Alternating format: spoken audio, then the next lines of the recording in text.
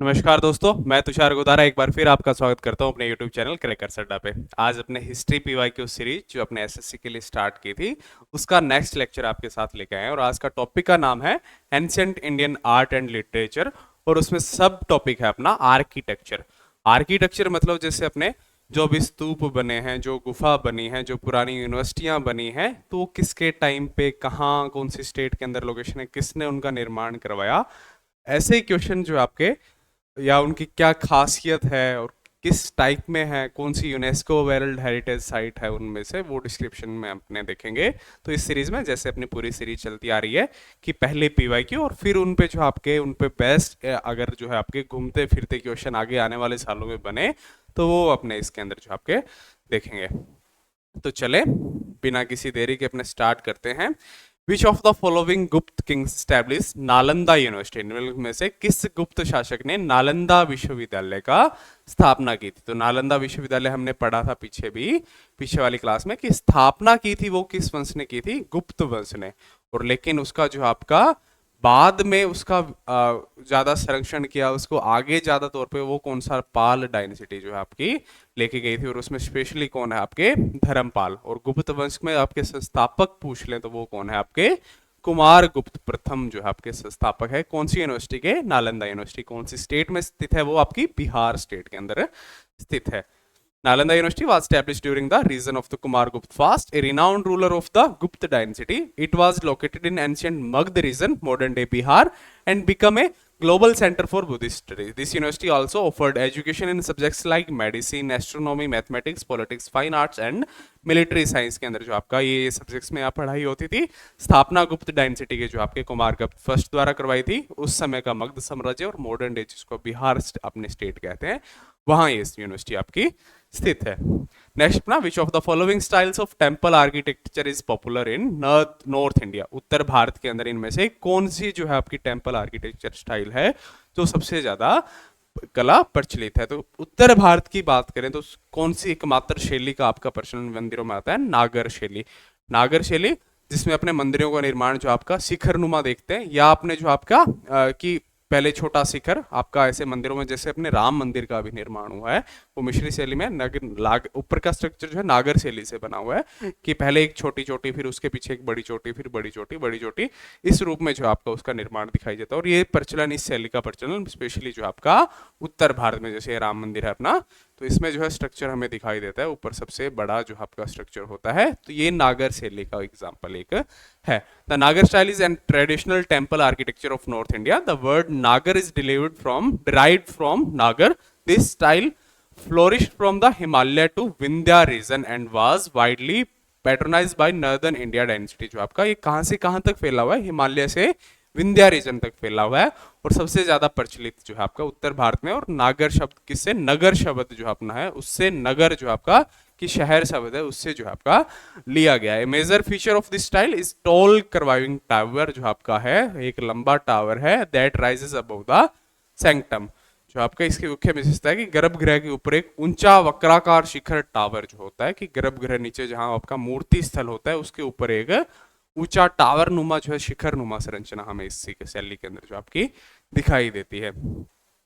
Which is the architectural style of Brihadeeswara temple located in Tamil Nadu. Tamil Nadu में स्थित Brihadeshwara temple किस जो आपकी स्थापत्य शैली का उदाहरण है? तो इसमें क्या, कौन सी स्थापत्य शैली? तो नॉर्थ इंडिया की बात करें तो प्रचलित नागर, और साउथ में जाए तो साउथ में मंदिर आर्किटेक्चर में जो आपकी सबसे प्रचलित जो है शैली थी वो थी द्रविड़ शैली, द्राविडियन शैली जो आपकी उसमें यूज की जाती है। तो ये टेम्पल भी उसी आर्किटेक्चर को लेकर बृहदेश्वर टेम्पल जो आपका बना है। Brihadeeswara temple located in Thanjavur Tamil Nadu is built in the Dravidian architecture. तो एक तो इसकी तंजावर आपकी तमिलनाडु के अंदर स्थित है। टेम्पल कौन सा है? बृहदेश्वर टेम्पल। और शैली कौन सी है? Dravida. It is situated on the banks of the Kaveri river. In future पूछ ले कि किस नदी के किनारे स्थित है, तो आपका कावेरी नदी के किनारे स्थित है। And is one of the largest temples in south India. This grand temple was a constructed by the Chola king Raja Raja first. जो आपका राजा राजा फर्स्ट है उनके द्वारा जो है बनाया गया। और वो किस डायनेसिटी से बिलोंग करते थे या किस वंश से, तो चोल वंश से वो बिलोंग करते थे। बिटवीन 1003 से 1010 ईस्वी के अंदर इसका निर्माण करवाया गया। It has been declared a UNESCO world heritage site, और ये एक आपका क्या है, यूनेस्को वर्ल्ड हेरिटेज साइट भी है। The temple is a remarkable example of architectural science and geometry and dedicated to lord Shiva. एक तो ये किसको जो है डेडिकेटेड है ये पूछ ले, तो ये भगवान शिव को डेडिकेट किया गया है। और किसके लिए प्रसिद्ध है, अपनी आर्किटेक्चर साइंस और जियोमेट्री के लिए आपका प्रसिद्ध है। नाउन हेयर इज नटराजा, जो आपका लॉर्ड शिवा को डेडिकेट है और जिसको यहाँ क्या आपका किस नाम से जाना जाता है, नटराजा नाम से जो आपका जाना जाता है। बृहदेश्वर टेम्पल कहाँ स्थित है, तंजावर तमिलनाडु के अंदर। तो ये इससे इंपॉर्टेंट जो आपके इन फ्यूचर क्वेश्चन जो है बन सकते हैं। How many temples are there in the panchayatana style of architecture, panchayatana स्थापत्य शैली में कुल कितने मंदिर होते हैं।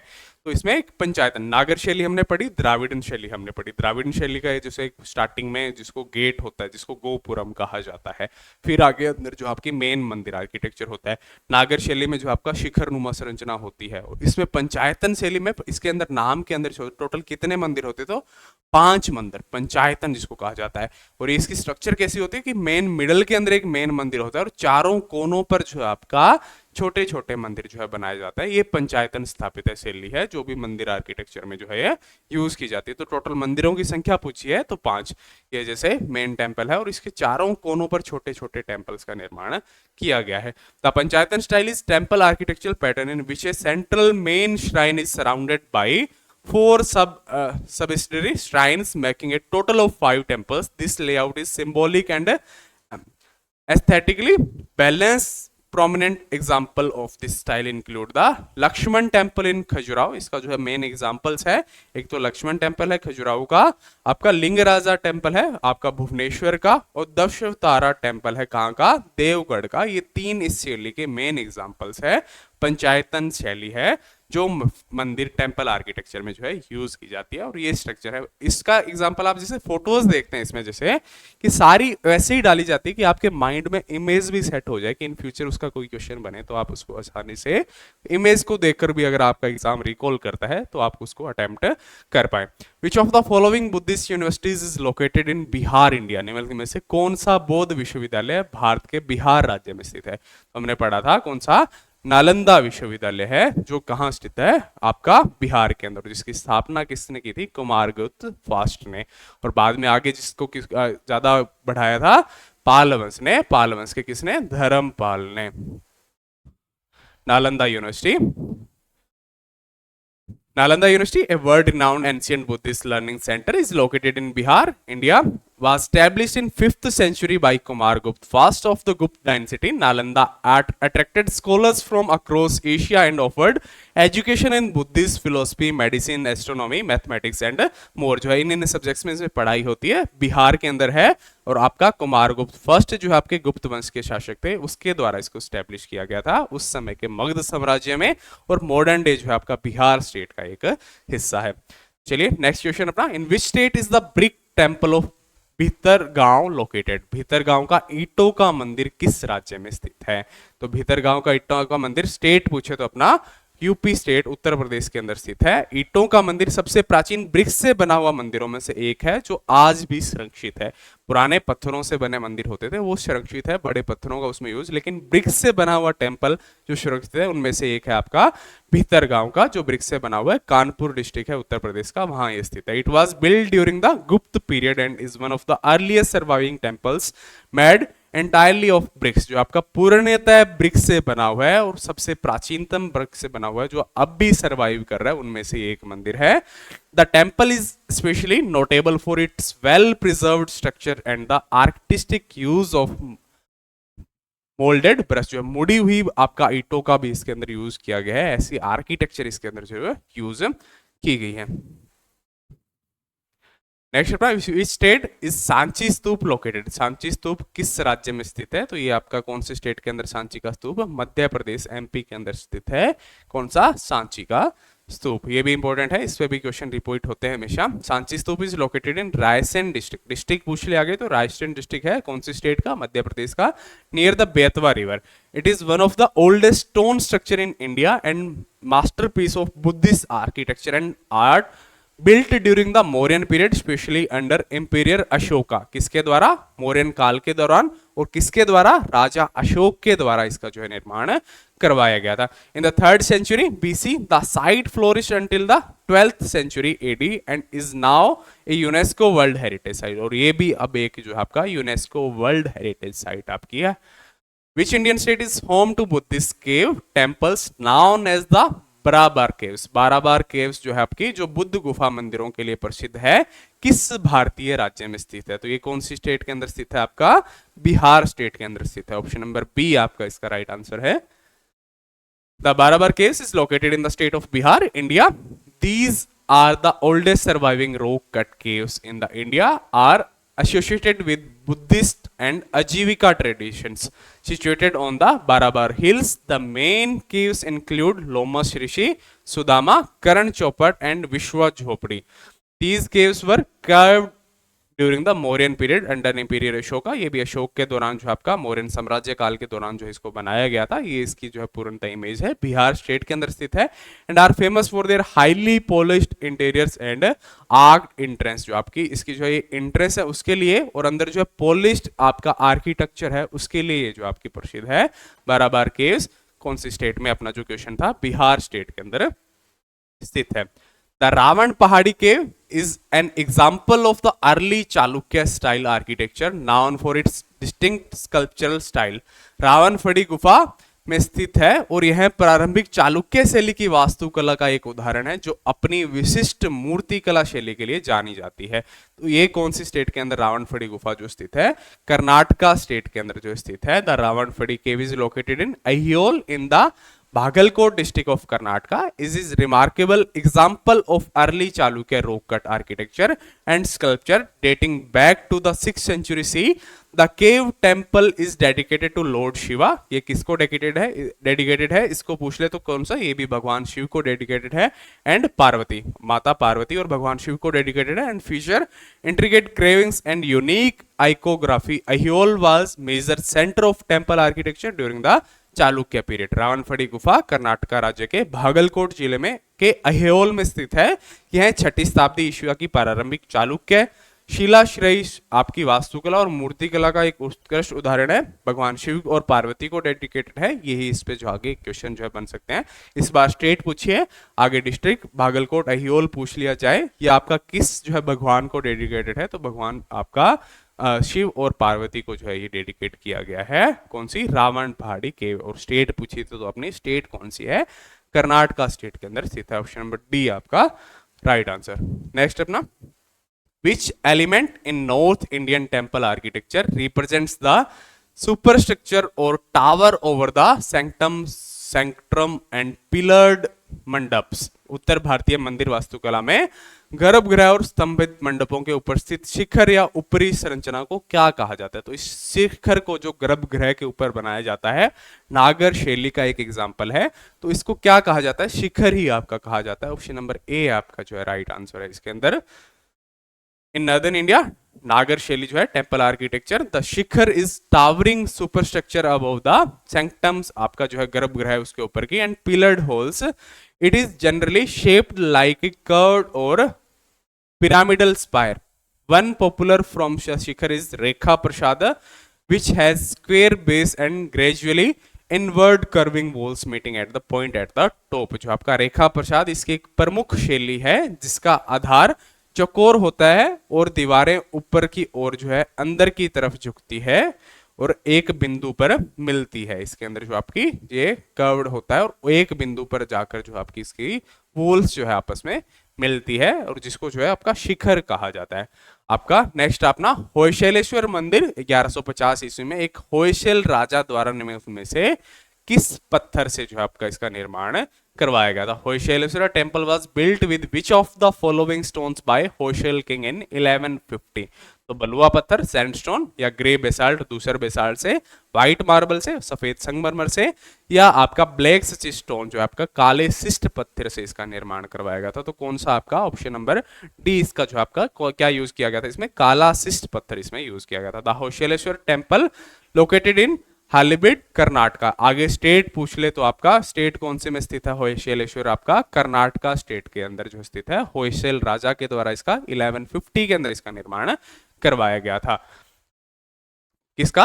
काले शिष्ट पत्थर का यूज करते हुए। The temple is a brilliant example of Hoysala architecture known for its interactive curving and star shaped platform. जो आपका स्टार शेप्ड प्लेटफॉर्म है, जैसे नीचे का प्लेटफॉर्म है, इसकी शेप कैसी अपने को दिखाई देती है चारों तरफ से। इसको ऊपर को देखा जाए तो एक स्टार, एक तारे के नुमा इसकी आर्किटेक्चर है, इसका बेस है, उसके लिए आपका प्रसिद्ध है। It was recognized as the UNESCO world heritage site in 2023। 2023 के अंदर जो इसको एक यूनेस्को वर्ल्ड हेरिटेज साइट के रूप में जो आपका चिन्हित किया गया। It is artist and historical significance, इसके लिए जो आपका इसको चुना गया। नेक्स्ट अपना नागार्जुनी केव्स जो है आपकी were donated by the Mauryan to which of the following sectors. Nagarjuni गुफाएं मौर्यों द्वारा निम्न में से किस संप्रदाय को दान में की गई? तो जैन, आजीविक, लोकायत या बौद्ध। तो किसको? आजीविक जो आपका सेक्टर है उसको ये दान में की गई। कौन सी गुफाएं? नागार्जुनी गुफाएं। और डोनेट की किसके द्वारा की गई? मौर्यंस के द्वारा इसको डोनेट किया गया, क्योंकि इन्हीं के द्वारा, इन्हीं के लिए इसका निर्माण किया गया था। नागार्जुनी केव्स लोकेटेड इन गया डिस्ट्रिक्ट ऑफ बिहार। तो आगे नागार्जुनी केव की लोकेशन पूछ ले आपसे तो कहाँ? गया डिस्ट्रिक्ट है बिहार का, वहां स्थित है। निर्माण मौर्यंस के द्वारा किया गया था। और दान किसको की थी? आजीविक संप्रदाय को इसको दान किया गया था। Were cut into the rocks during the Mauryan period. These caves were constructed by emperor Ashoka and later by his grandson Dasharatha for the Ajivika sector. बाद में जो है पहले इसका निर्माण अशोका द्वारा और बाद में जो आपका किसको? दशरथ के द्वारा इसका निर्माण करवाया गया। किसके लिए? आजीविक संप्रदाय के लिए। Ajivikas were an ancient religious sector that exist alongside Buddhism and Jainism. Jainism और ये की तरह ही एक संप्रदाय था, आजीविक संप्रदाय, जो आपका उस टाइम पे बुद्ध और जैन के अलग अपना जो है अस्तित्व रखता था। The caves are known for their polish interiors and arch entrance and similar to Barabar caves. जो बारबार केव्स थी बिहार की, उसी तरह जो आपकी एक रॉक कट केव है, और ये अपने एंट्रेंस के लिए और आपका अंदर की जो आपका पॉलिश आर्किटेक्चर है उसके लिए फेमस है। कौन सी? नागार्जुनी केव्स, गया डिस्ट्रिक्ट बिहार के अंदर स्थित है। नेक्स्ट अपना Mauryan pillar capital found at is popularity noun at the lion capital. कहाँ जो है आपके किस जगह पे प्राप्त? मौर्य स्तंभ शीर्ष को लोकप्रिय रूप से सिंह स्तंभ के नाम से जाना जाता है। जो अपना एक राष्ट्रीय जो आपका चिन्ह भी है अपना, तो वो कहाँ से प्राप्त हुआ था? सारनाथ से प्राप्त हुआ था, अशोक के जो है सारनाथ से।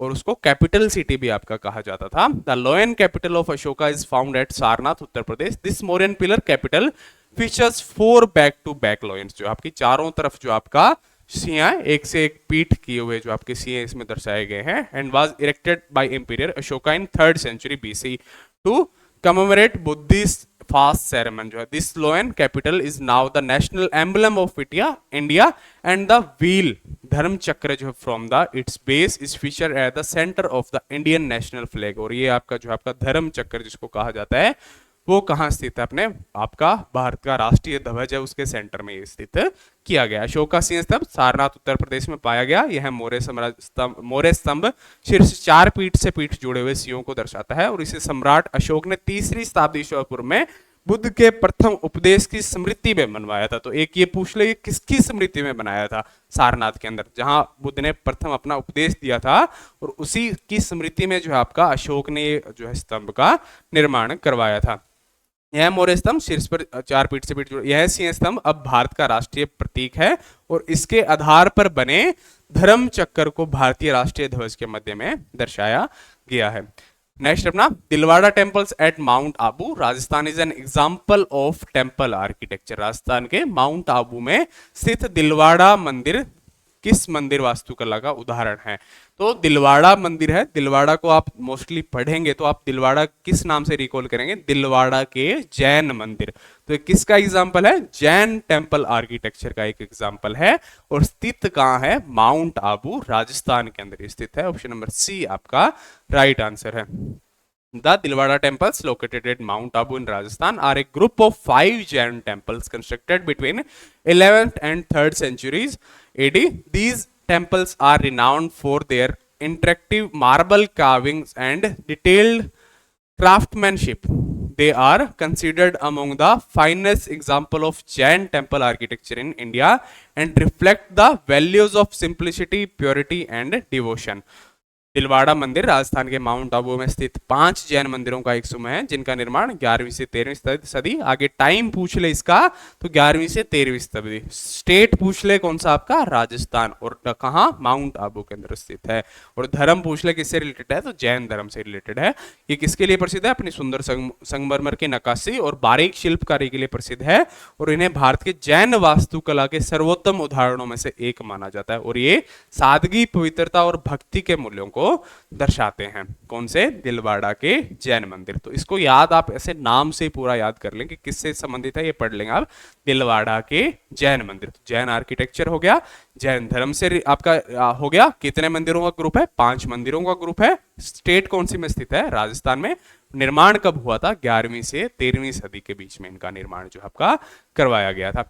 बाग caves which has 9 Buddhist caves were developed around 6th century at the situated on the Bagh river in Bagh गुफाएं जिनमें 9 बौद्ध गुफाएं हैं 6वीं शताब्दी ईस्वी के आसपास बाग नदी के किनारे स्थित है।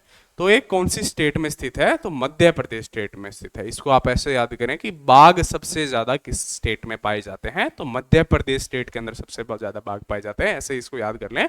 तो बाघ केव्स कौन सी स्टेट में स्थित है, मध्य प्रदेश स्टेट के अंदर स्थित है। आगे देखें तो बाघ caves is group of 9 Buddhist rock. तो कितनी आपकी रॉक कट केव्स का आपका ग्रुप है ये पूछ लिया आगे, तो 9 बुद्धिस्ट रॉक कट केव है। और कौन से जो आपके धर्म से आपका अलाइन करता है, बुद्धिस्ट आपका धर्म से। और रिवर पूछ ले कि कौन सी बैंक के रिवर के बैंक्स पे स्थित है तो बाघ रिवर के बैंक्स पे स्थित है।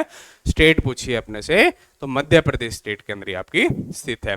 These caves were developed around the 6th century AD and are famous for their detailed sculptures and mural paintings, considered one of the earliest example of Indian rock cut architecture of caves were rediscovered by आपका डेंगरी file इन 1880 desert field जो है आपके उनके द्वारा इसको reconstruct किया, दोबारा खोजा गया था 1818 ईस्वी के अंदर। तो यही है इससे इंपॉर्टेंट जो आपके कि एक तो कितने ग्रुप आपका केव्स का ग्रुप है 9 का, किस धर्म से अलाइन करता है, बुद्धिस्ट धर्म से अलाइन करता है। कौन सी स्टेट में स्थित है आपका, महाराष्ट्र आपका मध्य प्रदेश स्टेट के अंदर स्थित है। और आपका दोबारा रीडिस्कवर्ड कब किया गया था इसको, 1818 के अंदर किसके आपका डेजर्ट फील्ड के द्वारा इसको जो है दोबारा रीडिस्कवर किया गया था। नेक्स्ट अपना Shri Brahmapureeswarar temple is located in which state of India. Shri Brahmapureeswarar मंदिर भारत के किस राज्य में स्थित है तो ये आपका कौन से राज्य में स्थित है, तमिलनाडु के अंदर स्थित है। ऑप्शन नंबर ए इसका राइट आंसर है। Shri Brahmapureeswarar temple is also known as Thirukoli. एक तो इसको किस नाम से जाना जाता है, थिरुकोली नाम से भी, इसको थिरुकोलिली नाम से इसको जाना जाता है। Is a Hindu temple dedicated to lord Shiva. ये किस भगवान को डेडिकेटेड है तो ये आगे पूछ ले तो भगवान शिव को dedicated. It is located in Thirukkolili Nagapattinam district of Tamil Nadu. State पूछ ले अपने, इस बार जो पूछी है तमिलनाडु स्टेट के अंदर स्थित है। This temple is part of 275 पड़तल Petras Sthambal sacred Shiva templates glorified in the early medieval Devaran poems. It is an important example of South Indian Shiva temple architecture. Shri Brahmapureeswarar जिसे थिरुकोलिली के नाम से भी जाना जाता है, भगवान शिव को समर्पित एक हिंदू मंदिर है। यह तमिलनाडु के नागापट्टनम जिले के थिरुकलवई में स्थित है। यह मंदिर 275 पाडल पेत्तर स्थलमस में से शामिल है। वे पवित्र शिव मंदिर जिन्हें प्रारंभिक मध्यकालीन तेवरम कविताओं में महिमा मंडित किया गया था, उन 275 मंदिरों में से एक मंदिर है ये आपका ब्रह्मपुरेश्वर टेम्पल, जिसको किस नाम से, थिरुकोलिली नाम से जाना जाता है। कौन सी स्टेट में स्थित है आपका, वो आपका स्टेट में तमिलनाडु स्टेट के अंदर स्थित है। और साउथर्न इंडिया का जो आपका शिव जो आपके धर्म से रिलेटेड जो आपका शैविक टेम्पल जो आर्किटेक्चर है उनका एक बेस्ट एग्जाम्पल ये आपका मंदिर है। नेक्स्ट अपना Ramabhar stupa, the place where lord Buddha was cremated is located in which state of India.